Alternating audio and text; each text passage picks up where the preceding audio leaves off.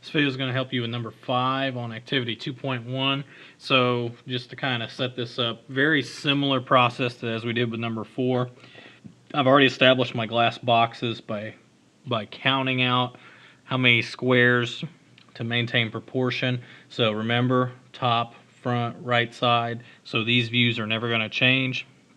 This one here, students may have trouble with counting the grid squares with this angled line. What I recommend, use the back face.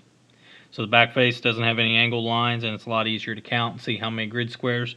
This is going to be 9 wide by here you should see that this should be about 8 tall and 6 deep overall.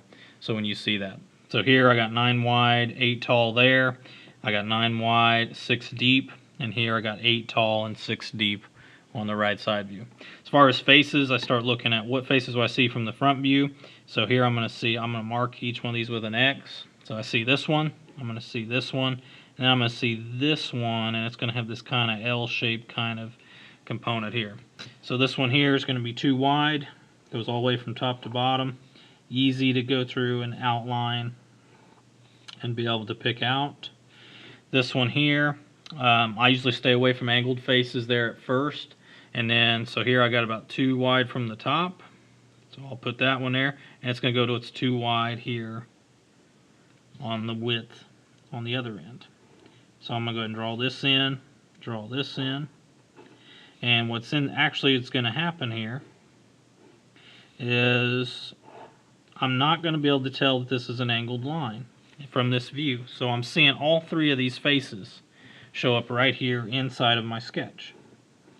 So that's kind of the thing is that's why we need a multi-view sketch. That way we can tell which faces are going to be angled lines, or if we have any hidden features. Okay, top view, I'm going to see this kind of L-shaped pattern, and I'm going to see this triangle. So I'll mark those with circles. So I'll see those in the top view. So here, this is going to get transferred up until it has about 2 in depth to go out on the end. And I'll go ahead and trace this out. So I'm going to see this L-shaped face on the top. And the only one is I got the triangle. Well, the triangle goes all the way starts from this corner. Again, knowing where you're starting and where you're stopping. And it comes in 2 off of the edge. And it's going to connect right into that face. So if I draw the points in between, now I'm going to see that triangular face.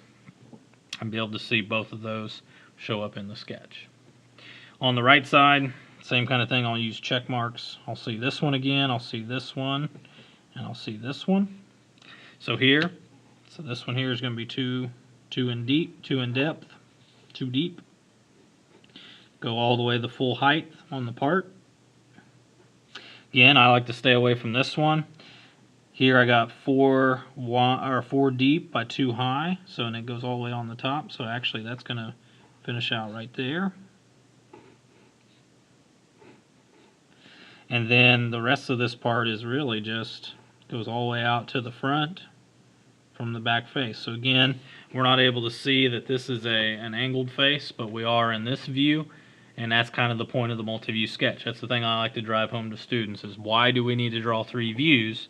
And it's because if we're going to be using these views to dimension to and everything, we need to be able to communicate the details for the sketch.